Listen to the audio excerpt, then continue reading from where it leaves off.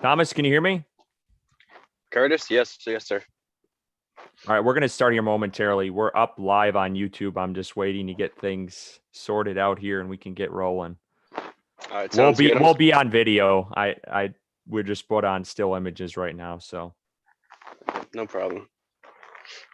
Sorry about that. I think my Wi-Fi got cut, or my phone turned to a Wi-Fi connection once I pulled back up. Gotcha.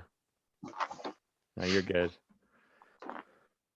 Yeah, it's crazy times, man. Crazy day today. I bet, man. I bet you guys have a lot of thoughts. Yeah, we do. We do for sure. He's a good kid, though, man. I mean, he's a good kid. I hope the best for you guys. I like the Panthers. I like what you guys are running there.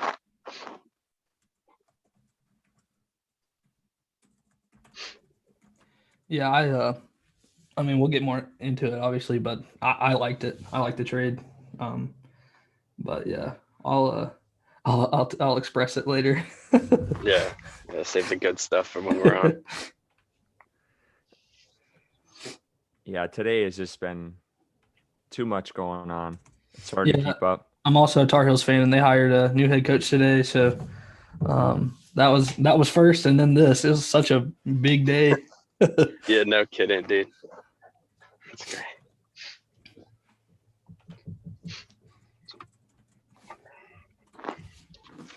All righty. I think we're good to go.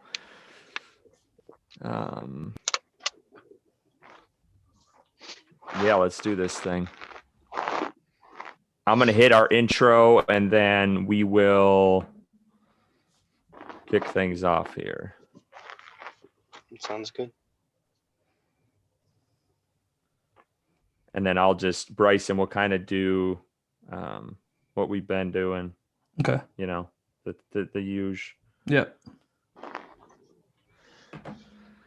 All right.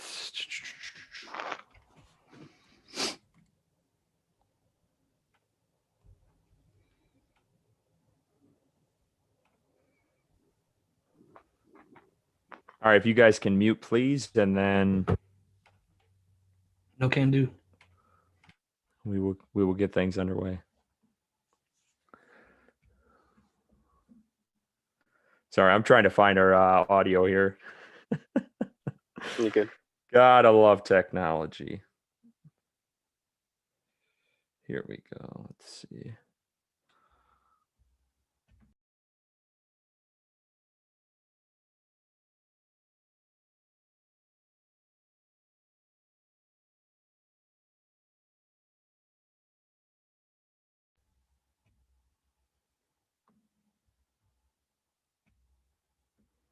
All right, gentlemen, stand by. Here we go.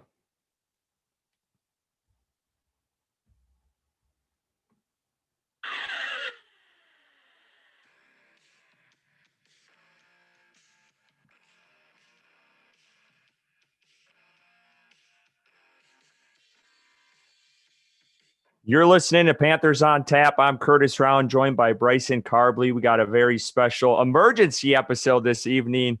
Panthers making a big trade. We're just two fans here sharing our love for the game and Carolina Panthers football. So join us, crack open a cold one, some bubbly, a little wine, some scotch. We don't care, whatever makes you sleep better at night. Before we dive into today's episode, a little self-promotion. Stop what you're doing. Give us a follow on Twitter at Panthers on Tap.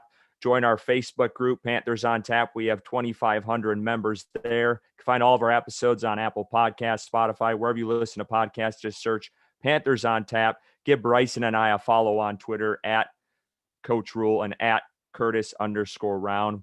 Again, it's a big day to be a Panthers fan. I think the team has finally answered, for now, the quarterback position. The Panthers today traded with the New York Jets. They gave up a 6th-round pick this year, a 2nd-round pick next year, and a 4th-round pick next year for Bryson's favorite, Sam Darnold. He's coming to Carolina. Bryson, I just want to start with you quick. We got a special guest waiting on us right now, Thomas Christopher. He's the contributor there at Gang Green, SB Nation. So we just want to get his take. But Bryson, let's start with you right off the bat. I know you're excited. Yeah, I am. I've been defending my Sam Darnold take for a couple weeks now, I think, against you and other guests we've had on. I always liked the idea of getting Sam Darnold. I don't know how I feel about the compensation we gave up, but I always like the idea of taking him and drafting an offensive lineman in the top 10. So I'm excited, and I'm excited to talk about it. Yeah, and let's begin with Thomas here because he's a Jets fan. He writes for SB Nation on the New York Jets side of things. Thomas, I just want to get your take right off the bat. What have you seen from Darnold over this years? What'd you think of the trade for your team, and then as well as Carolina? I think it's a good trade for both sides. The Panthers owner kind of came out sort of recently and was talking about how, about franchise quarterbacks and how they have to, kind of jump when they have the opportunity to land one. And I believe Rule and the Panthers GM have liked Darnold since his USC days. So it kind of made sense. I kind of predicted this move would happen a couple months ago if the Jets were going to move on from Sam Darnold. From the Jets side, it makes sense as well. I like the compensation that the team got back. A second and a fourth next year are pretty good. The sixth is kind of just a throw and a sweetener on top. I guess the Carolina was upping the ante as time went on. From Sam Darnold personally this year, I think he could have been better. He didn't have much help. The offensive line was terrible, bottom 5 in the NFL. The wide receiver group was never really healthy, and the defense was kind of a shell of itself with Greg Williams. But you got to kind of see more if you're the Jets, taking him third overall in 2018. He just didn't live up to the potential that Mike McCagnon saw in him when he took him and traded up for him. And you can't really rely on somebody like that if at that pick. So I think it's the best for both sides. The Jets can start new with a quarterback and have that rookie scale contract kicked in, give them a better chance to maneuver and make some push if they want to towards a playoff type of run. And for the Panthers, it gives somebody who's still young. Sam Darnold's only 23 right now. He's younger than a lot of guys out there. Yeah, and I think it helps Carolina. Yeah, younger than Joe Burrow. That blows my mind. And he's only I think he's only a couple months older than Mac Jones. So he's still got the youth, absolutely, and he's coming in with a decent contract this season, and then obviously the season after will be the 5th-year option, which there's been reports that Carolina's already agreed to pick up his 5th-year option and kind of commit to him. So, Thomas, what are some strengths and some weaknesses that you've seen in Sam Darnold over your years of watching him play for the Jets? The strength is he's not afraid to, take a chance with the ball. He's got a strong arm. I think that's kind of an underrated quality of him. He's got a very strong arm, and outside the pocket is kind of where he thrives. There's a lot of talk about the Jets drafting Zach Wilson. Well, I think Sam Darnold is very, very similar to Zach Wilson. So that's kind of what you can see as a Panthers fan with Darnold coming in. Some of the weaknesses, I don't think he can get off of his first read as well as he should. I think he feels pressure too easily within an open pocket. There's a couple times where he had a clean pocket and guys schemed open and he just completely missed them. But then again, it's hard to tell if it's all Gase, if it's coaching, if it's him. He's an open book, and he's still so young that I think he's malleable enough where if a good coach gets his hands on him, he could be a good performer for a team. Yeah, and I'm not as high on this trade as Bryson is. He loves this. We've been talking about this the past few weeks, and I said this last week, and I'm going to stick with it. I think he's a Teddy Bridgewater with number 14 on his jersey. I don't see a big difference. I hope he proves me wrong because I want Carolina. Any guy that's going to come to Carolina, I want them to succeed, and I'm going to be patient and see. But this is a lot to gamble for Matt Rule's second quarterback. I mean, this really puts the pressure on him. I mean, he signed a 7-year deal, but this is his second quarterback now. And whether people want to blame Marty Hurney for Teddy Bridgewater or not, Matt Rule liked him. I mean, they weren't getting to Bridgewater if Matt Rule didn't like him. So he was a Matt Rule guy. So this is his second quarterback now, and they're going to prove it much in his 3 years with the Jets. I mean, he was in a pretty bad situation there, but this is a lot to gamble on a Matt Rule 10 years, 7 years, and he's got to get this one right. I mean, there's no doubt about it. This guy's played 13 games at most in a season. He hasn't even played a full season. And, he doesn't have the targets. It's shut up. It's time for him to prove himself here and get a little bit more respect because he's got the targets now. He's got Christian McCaffrey, Robbie Anderson, who he's comfortable with, DJ Moore. There's too many freaking Arnolds around here. Dan Arnold, is that right? Yeah, I might even be screwing that up. David Moore. And David Moore. Yep. And now hopefully Carolina maybe go after a tackle in the draft and have a pretty solid offensive line. So if he's going to do anything, it's going to be with Carolina right now. But it's a lot to gamble for Matt Rule to go after this guy. And this is your second stint with a quarterback. I mean, and I thought this was interesting, and we could talk about this a little bit. And we always bring him up, and me and Bryson both love Cam Newton. But is Sam Darnold and Teddy Bridgewater better than Cam Newton? It's a good question to ask. Before I answer that question, I want to go back to what you said about it. It's a big gamble to roll with Sam Darnold this year and possibly next. I want to read you this tweet from Benjamin Albright. He said, Panthers were a team that had a strong interest in Deshaun Watson. With the legal situation, everybody has largely pulled out.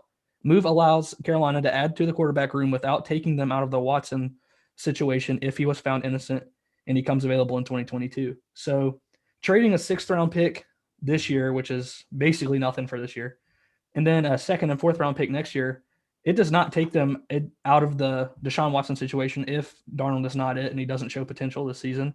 And I don't think it is that big of a risk, honestly, because they didn't give up much for him. And I think that they have room to add next season if they need to. If they like Darnold, then they can obviously pick up his 5th-year option, but they have the availability to not pick up his 5th-year option. So I don't think it really is a huge risk. I think there's way more upside than there is risk in this trade for Carolina and for the Jets. Because but look historically in the NFL, when teams trade away for a quarterback, has it really ever panned out? I mean, you have the Tannehill situation, but historically, has it really ever worked out in the team that's trading for that quarterback's favor? It worked out for the Saints pretty well. It worked out for the Titans pretty well. I guess you got the Drew Brees. Okay. I forgot about that one. And I hate the Saints, so I don't care about them. I mean, that is a good point. That is a valid point. Yeah. But Bryson, I was texting you about this today. This is plan C or D for Carolina at the most important position in the league. Plan C or D. Like, I know they were all in on Deshaun Watson. Okay. And then there was rumors that they really liked either Trevor Lawrence or Zach Wilson, or maybe Justin Fields. That no one knows that for sure, but they liked maybe those top 3. And there's some rumblings that they maybe wanted to trade up. So trading up in the draft was their second option, but then they lost out to the 49ers. And now they're going to plan C here. What is Darnold, an unproven guy who has a lot of potential. Yes, we can say that. He has a lot of potential. He's young. He's showed some promise at times. He's going to a whole new system. But if he was really that good, why the hell are the Jets trading him away? So, I mean, Carolina clearly sees something in him. That's obvious, but I think it's a risky play. It's a risky play for them. And I would not give up a number 2. I get it. It's next year. They're pushing it off. But a number 2 for Sam Darnold, and it's hard because you got to go off the Rosen trade, because Rosen was a number 1 pick, and then he got traded away to a team. It's a similar situation, and they gave up a 2nd rounder that year, I believe. So Carolina did get away with giving it out and extending it in the next year, but a 2nd rounder for him I think that's too steep for a guy this is not a guarantee. And it's similar to Teddy Bridgewater. A lot of fans weren't big fans of him either. And, Matt Rule this is our guy. He's going to be great. And then it pans out. Teddy was shit last year. I mean, and I don't want to see that again where you get another year of a what if, a shoulda, coulda, woulda, that sort of thing. Give us a damn 100% answer. It's tiring. And I don't know if you could say, I mean, you can make the argument the rookie quarterback situation those aren't 100% guarantees either. So I guess, I mean, that's what they're banking off of is, this guy's been this is going to be his 4th year in the NFL, but it scares me. Let's get back to Thomas because he's got more insight into this. Thomas, let's start with 2018, his rookie season. What excited you about him his rookie year? What got you excited as a Jets fan his sophomore and junior year in the league? So I don't think his first play could have gone any worse, right? He threw a pick 6 on his very first pass attempt against the Detroit Lions. But he shows that he's not a guy that gives up. We ended up coming back and winning that game. He showed a lot of grit in the game later on in that year against the Green Bay Packers. He's not a guy who will easily give up. I think we saw even this year against the Denver Broncos when Balaj missed a block and he ended up running for 40, 50-yard touchdown, which was insane. You don't see a guy like Darnold really do that. He doesn't give up much at all. And that's kind of like, that's what you kind of hope for in a leader. He may not be the best quarterback trait wise, but he's one hell of a guy in the locker room. And I saw reports that when Matt Rule spoke with Sam Darnold through his meeting before, Darnold didn't ask about the scheme. He actually asked about how the locker room would be, leadership and qualities like that, which kind of, I believe that's the reason why Rule and Darnold hit it off pretty well. So I think he has an opportunity with that coach to do something tremendously good. But at the same time, there's too many videos of you guys seeing DJ Moore wide open, waving his hands around, at Teddy Bridgewater, like, hey, I'm open. And I think you'll see some of that with Sam Darnold as well, which is kind of the give or take there. At least he has a positive relationship with Robbie Anderson, though. Bryson, I need you to respond to that. I mean, we don't want to see that again. I don't want to see that again. And I kind of had a question for you, Thomas. Just kind of want to get an outsider opinion. I think this is interesting. So do you see a difference between Teddy Bridgewater and Sam Darnold? Do you see an upgrade over Teddy Bridgewater with Sam Darnold, or do you see them as kind of the same quarterback, or is Curtis crazy, or what? You can't give him his answer. Come on. I think they have some similarities. They're two different types of game managers. I think Darnold can be a game manager. The one difference, though, between the two, I would think, is that Darnold will take more risks than Teddy would. I think we saw a lot of times Teddy hold back from taking that deep shot or intermediate shot and kind of just settle down with something closer to the line of scrimmage. You won't see that from Darnold as much. But that comes with a lot of interceptions, too. I mean, that's the thing you got to weigh. I don't mean to cut you off, but you look at Darnold the last 3 years, he had 11 or 12 picks last year, is arguably his worst season. The year before that, he had 9 to 13. And the year before that, he had double digits. And then even in college, he had double digits. That's what concerns me about him. Yeah, he's a gunslinger, man. And people don't like to give him that title, but that's what he is. He's a gunslinger.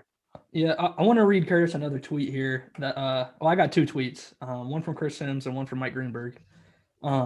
Take it with a grain of salt. I don't know what you guys think about this. I saw the Greenberg one. Go ahead. But the Chris Sims one says, great trade for the Panthers. Sam Darnold is a perfect fit for the offense they run under Joe Brady.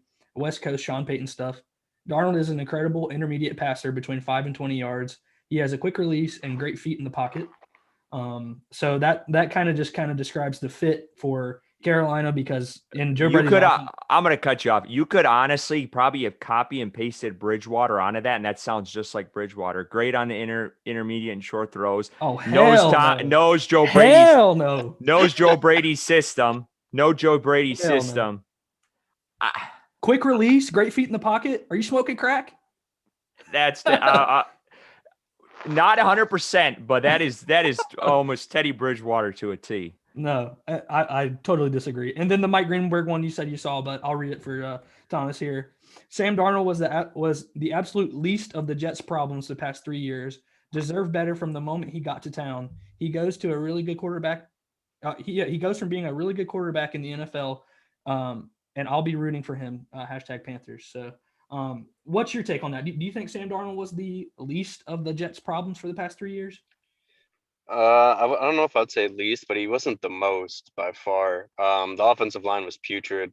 I think we've kind of touched. Everyone kind of knows that. The running game was non-existent too. The Jets haven't had a 1,000-yard rusher since Chris Ivory in 2015. So if you only can do one thing and it's pass the ball, you kind of run out of options, and you're pretty predictable as an offense. Yeah, and the Jets no, haven't really ever had like a star receiver. I mean, the best receiver that they've had was Robbie Anderson, and he had him for a couple seasons. So Yeah, let me jump in on Robbie while you're talking about him.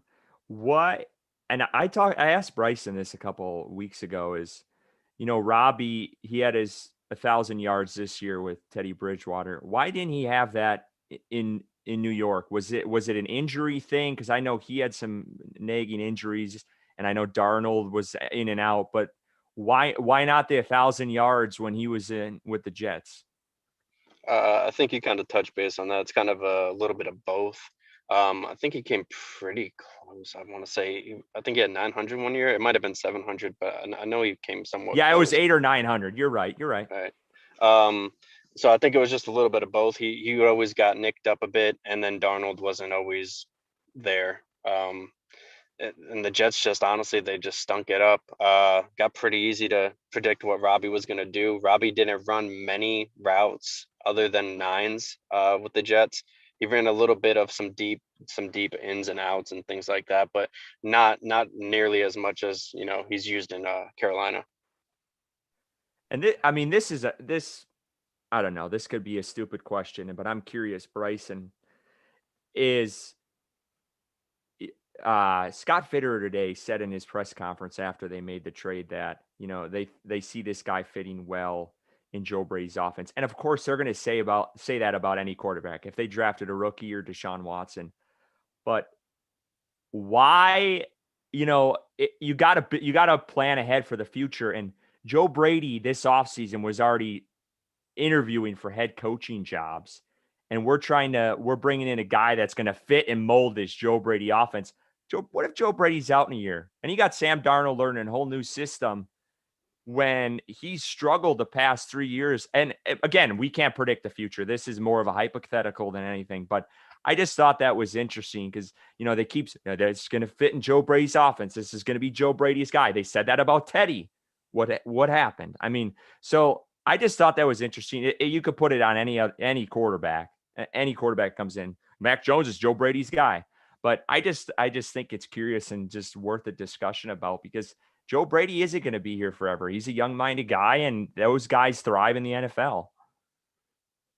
Yeah, I can guarantee you if Sam Darnold shows out this season, Joe Brady will be a head coach next year. I don't think that will be a argument. That's interesting. Yeah, that's interesting. I have no doubt. I mean, he was almost a head coach this year with not a great offense, and I think if Sam Darnold comes in and does better than he has, I think Joe Brady is a head coach next year. But just because Joe Brady leaves, that doesn't mean his ideas leave, and that doesn't mean that his assistants are going to leave, and that doesn't mean that the offense that he put in place is just everybody's going to completely forget how to run it. So Joe Brady's been there. This will be his second year. He's been working with the team ever since he got there. So I think just because he leaves doesn't mean that his offense leaves. So I wouldn't necessarily say, oh, he's going to be gone in a year, so what's the point of saying that? But the type of offense that Joe Brady runs is a perfect fit for Sam Darnold's play style. And if Sam Darnold doesn't do good this season, I mean, in my opinion, he has no excuse not to do better this season than he has in the past. He's got the most talent around him that he's ever had. Christian McCaffrey, DJ Moore, Robbie Anderson, Dan Arnold, and then possibly a decent offensive line if they draft well. So I think with Joe Brady, it gives Sam Darnold a chance to be good.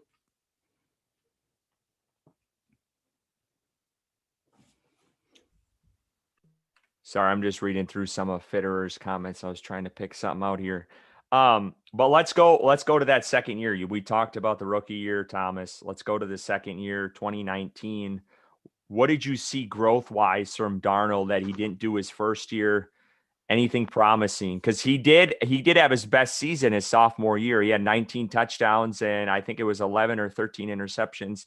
Let me make sure I'm right on that. I think it was 13 picks.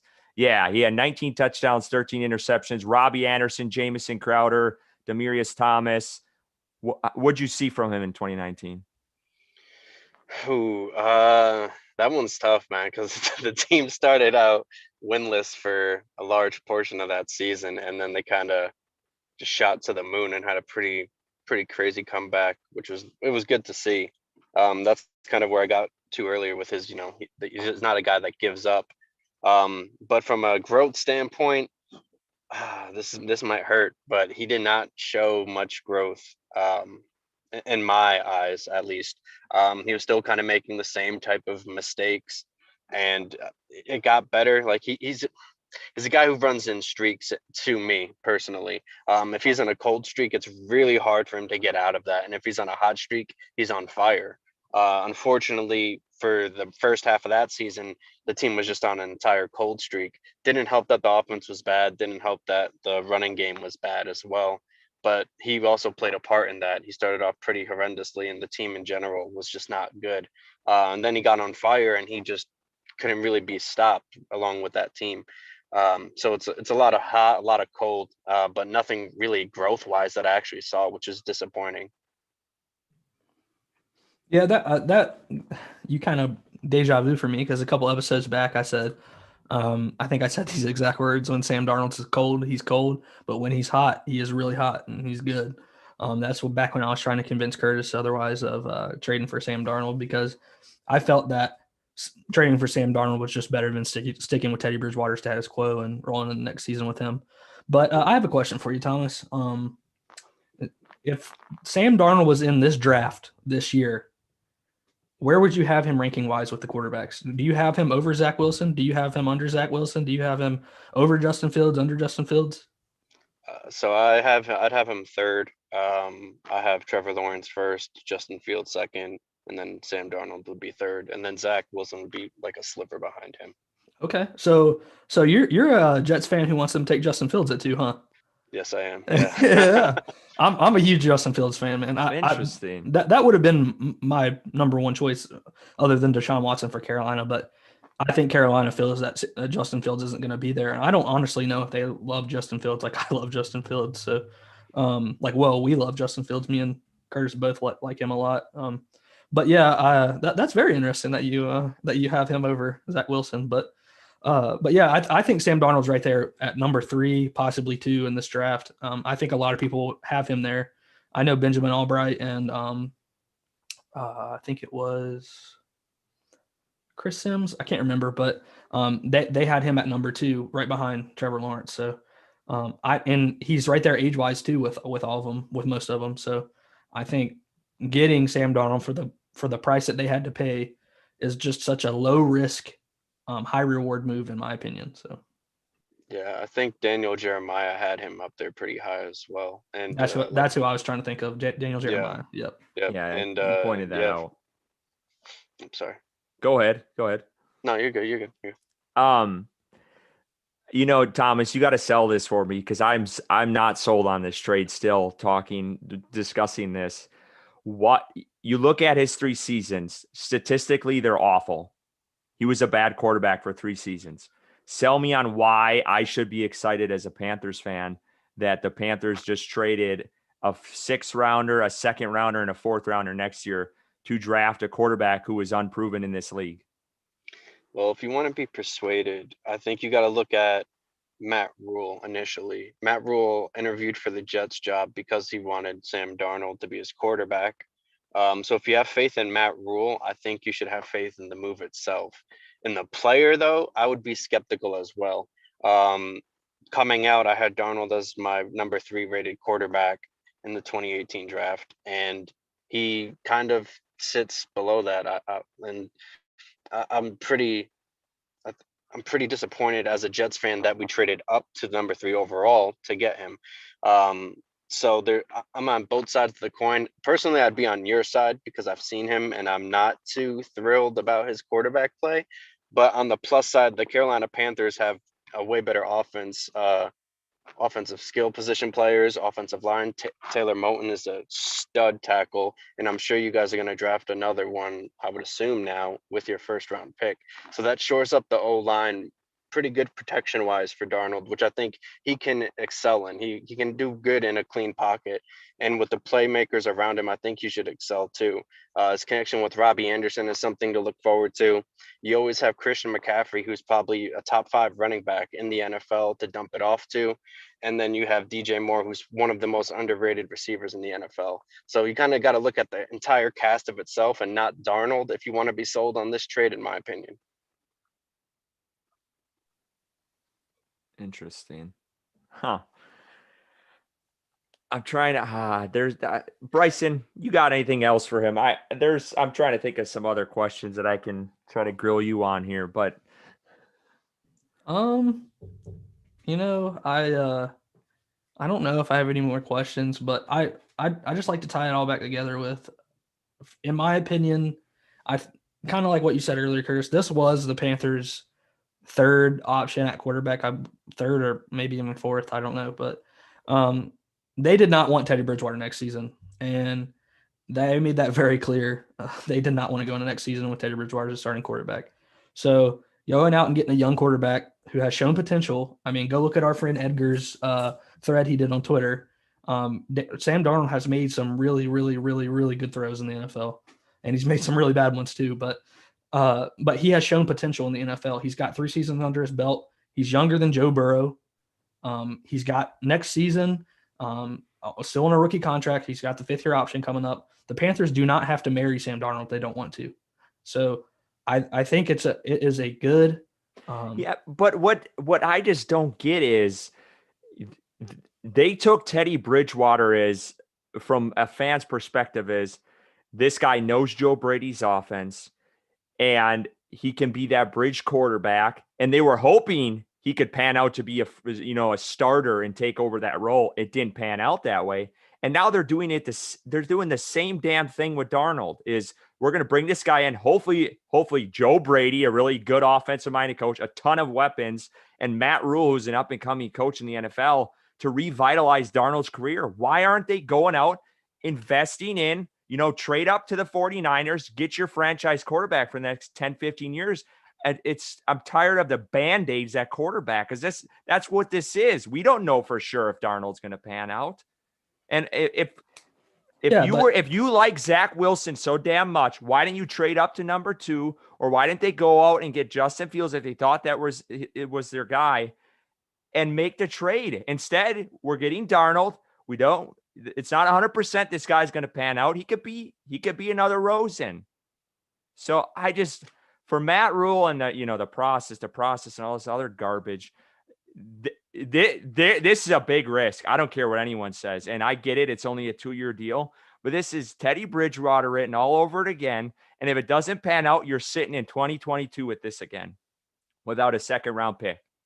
And I mean, there's risk in trading your future away to draft a rookie quarterback that you have no clue what he's going to be like in the NFL. So there's risk at both ways you look at it. And I would say there's much more risk in trading 3 first-round picks to draft a quarterback that you have no clue what they're going to be like in the NFL. And it was obvious that the Jets were not coming out of a 2nd pick. They like Zach Wilson, I think. Sorry to tell you, man, but they like Zach Wilson, I believe, and they're not coming out of that 2nd pick. And then the 49ers traded up to 3rd pick. They're going to take their quarterback. I think it's Mac Jones, could be Justin Fields. Nobody really knows. And the Panthers just felt like at 8 that they weren't going to get that quarterback. So why risk 2 more first-round picks to trade up to 5 or wherever and hope that your quarterback falls there? Then I make the argument, then why did they trade at all? You might as well stick with Teddy for another year and then hope for next year when you can get you get the number 1 overall pick, as if, Teddy's going to be shit. They made it clear that I think they burned that bridge with Teddy trying to trade for Matthew Stafford, and they made it clear that they felt that, I mean, in my opinion, they felt Sam Darnold gives them a better chance to win games. Well, obviously they felt that way, but they felt that way with Teddy Bridgewater over Cam Newton. It didn't pan out. That's where I lose my trust, because, and I get it, many can argue it's Marty Herney's decision, but you did not sign Matt Rule to a 7-year contract tens of millions of dollars, one of the highest paid coaches in the NFL, to bring him in, not to decide who his quarterback's going to be. He had every decision in that Teddy Bridgewater signing. So they baked off Teddy Bridgewater, a guy who's comfortable in Joe Brady's offense, kind of similar to Sam Darnold. He's going to look great in Joe Brady's offense. Well, he's sure as hell better, because this could be another Band-Aid on a surgery, and that's what's going to happen, and that could happen. And it's just tiring. It's tiring. They need a franchise quarterback, and they're taking a risk on an unproven 3-year guy who's been in the league. So, and there's risk with everything they do in the NFL. I'm not excited about it, as you can tell. And this gives them the opportunity to take their offensive lineman in the first round or corner, whichever way they want to go. Build the team around whatever quarterback is going to be there. If Sam Darnold isn't it, then we go into 2022 with a better team overall. So, I mean, while we're on that, we'll get off the. Do we have anything else? No, we didn't talk about 2020 with Thomas. I know we want to get going. We got the NCAA championship coming up here. We want to watch that too. But Thomas, 2020 season, arguably Darnold's worst year in the NFL. Crazy year though. I mean, you're dealing with COVID and all this other shit. What were your thoughts on him in 2020? He didn't have a lot to work with. I mean, you could have probably thrown Bryson out there at wide receiver. What'd you see from Darnold last year? A lot of splash plays and just a lot of mediocre play. He had an incredible throw to Braxton Berrios, a couple incredible throws to Braxton Berrios, which I didn't expect those to connect at all. And then, of course, as I mentioned prior, he had that run against the Denver Broncos, which was unexpected also. Other than that, though, it was fairly disappointing, and it was kind of the year where I completely lost my interest in Darnold. He got outplayed by Joe Flacco with the same supporting cast, which was incredibly disappointing because Flacco's on his last legs, let's be honest here. And Darnold just couldn't even play up to that standard, despite having more time in the system too than Flacco. Maybe the offseason kind of hindered his performance in a way, but it was disappointing as a fan to see, and it's where I kind of was sold on him no longer being the quarterback of the New York Jets. Gotcha. Well, now let's go here because we got some people commenting on YouTube. Joe, what does he got to say here? I guess the Panthers made the trade with knowing Bridgewater's a part-time quarterback, so he's kind of in line with what Bryson's saying. Potential 2-year move to prove himself. He points out Jimmy G helped the 49ers with the defense get to the Super Bowl. So he's comparing Jimmy G to Darnold. Bryson, thoughts on that, or Thomas, chime in? I don't know.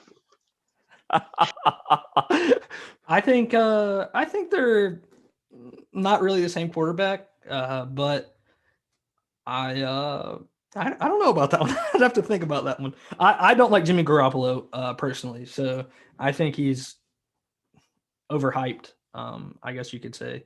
I think Darnold has more potential than Garoppolo, but Garoppolo might be better right now.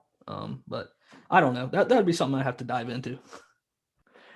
And then just going back to the discussion on Darnold, I can see where Fitterer is coming from. Fitterer said that they want to get better, or they want to go into the draft not drafting for need. So today's move does make sense for his statement there, because they thought quarterback was a need. They addressed it before the draft, so they can go into the draft willy-nilly and go after whoever is best available. So, and Fitterer, I don't know, Bryson, if you listen to it today, he said drafting a quarterback in the first round still is not out of the question, which I think that's a lot of smoke and he's bullshitting. That's just my opinion. But he did say that today, that this does not, if there's a guy they like that end up falling at 8, they would be willing to pull the trigger. Now, take that as what you will. I mean, GMs have these press conferences all the time. They ain't going to tell you everything, but that is something to keep in mind. He did mention that today.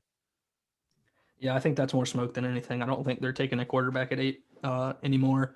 I think it's smoke for a trade back, possibly for a team that wants a quarterback that may slide to 8, like Trey Lance or something like that. But yeah, I don't think they're taking a quarterback at 8. Yeah, I think it's just all smoke, and he's trying to butter up who's ever in behind them, basically, to try to get better trade value if they do want to trade back. But I think that's going to wrap up this live episode. Thomas, thank you so much for jumping on. I know this was last minute for you. We appreciate it. We wanted to get some insight into Darnold, and I appreciate everything from you. And hopefully we can get you on maybe in a couple weeks in and get to see, and we could talk about, what's the outlook. Yeah, absolutely. I'd love to break it down with you guys. I appreciate you guys having me on the podcast. It's a fun time and always a good time talking football. Thank you guys. Thank you, man. Yeah, thank you. And just for folks who are listening in for next week or tomorrow, we are going to have an episode tomorrow. I'm actually going over to Bryson's to work on that stuff down, hopefully at some point here. But we will have a full episode tomorrow. We'll record, and then we will drop it on Thursday. But again, Thomas, thank you so much for joining us. Everyone who tuned in, thank you guys. And maybe we'll do some more of this live YouTube in the future. But everyone have a good night, and we'll see where the hell this Darnold trade ends up for Carolina in a couple of years. Thank you, man.